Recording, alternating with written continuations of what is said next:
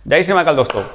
क्या कभी आपने सोचा है कि जब हमारी बॉडी किसी गर्म ऑब्जेक्ट को हाथ लगाती है तो उसका एहसास हमारी बॉडी को किस प्रकार से होता है, या फिर कोई हमें टच करता है या कोई हमें पिन चुभोता है तो हमारी बॉडी को एहसास कैसे होता है कि वो हमें किसी ने टच किया है या हमें किसी ने पिन चुभोया है। आइए दोस्तों जानते हैं। सबसे पहले जब हमारी बॉडी किसी गर्म ऑब्जेक्ट को हाथ लगाती है तो यहाँ से हमारी जो स्किन होती है इसके अंदर कई रिसेप्टर्स लगे होते हैं जो सारी की सारी इंफॉर्मेशन को कलेक्ट करके सबसे पहले ले जाते हैं माइंड के पास। माइंड फिर उस चीज़ को डिटेक्ट करके एहसास दिलाता है, फिर वहाँ से सारी इंफॉर्मेशन जब वापस से बॉडी के उसी पार्ट पर आती है जहाँ पर हमने उस गर्म ऑब्जेक्ट को छुआ था, वापस रिफ्लेक्ट होकर जब उस पार्ट पर आती है तब हमारी बॉडी को एहसास होता है कि हमने किसी गर्म ऑब्जेक्ट को छुआ है। तब जाकर हम वहाँ से हाथ क्या करते हैं, हमारा हटाते हैं। तो दोस्तों हम देखते हैं कि हमारी इस पूरी पिक्चर का मेन हीरो कौन है जो यहाँ से सारी की सारी इंफॉर्मेशन ले जा करके हमारे माइंड को देता है और तब जा करके हमारा माइंड वो वर्क करता है।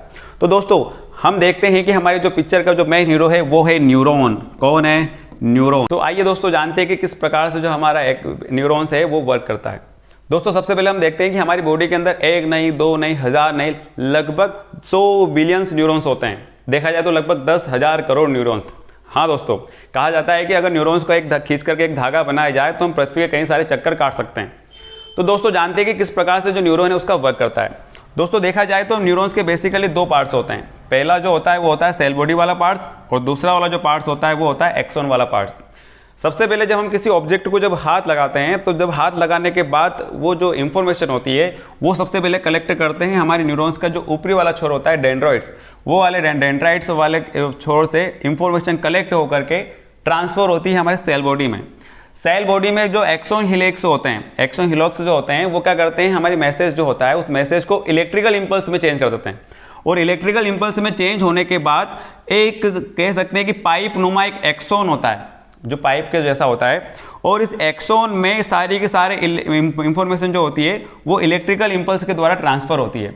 और यहाँ पर जो माइलिन शीथ्स लगे होते हैं, माइलिन शीथ्स क्या करते हैं, इसको और पुश करने का काम करते हैं। मतलब यहाँ से इंफॉर्मेशन जब इलेक्ट्रिकल इंपल्स में आती है तो उसकी स्पीड को बढ़ाने का, उस स्पीड को इंक्रीज करने का काम करता है हमारा माइलिन शीथ।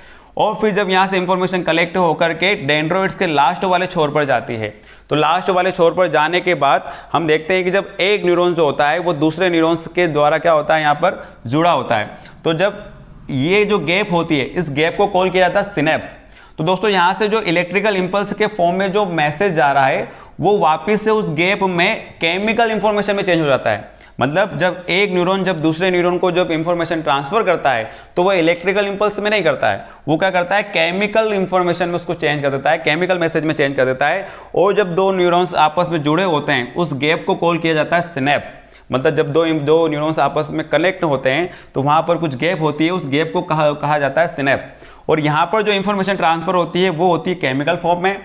फिर वापस से वही पूरी प्रोसेस, फिर जो अगला न्यूरॉन्स होता है वो वापस से डेंड्राइट्स के द्वारा क्या करता है, इंफॉर्मेशन को कलेक्ट करता है और फिर से वही एक्सॉन के द्वारा क्या करता है, ट्रांसफर करता है। तो इस प्रकार से जो हमारी बॉडी के अंदर जो है, हम जब किसी गर्म वस्तु को छूते हैं या फिर कोई हमें टच करता है तो सारी की सारी इंफॉर्मेशन एक कड़ी के द्वारा एक न्यूरॉन से दूसरे न्यूरॉन में क्या होती है, ट्रांसफर होती है।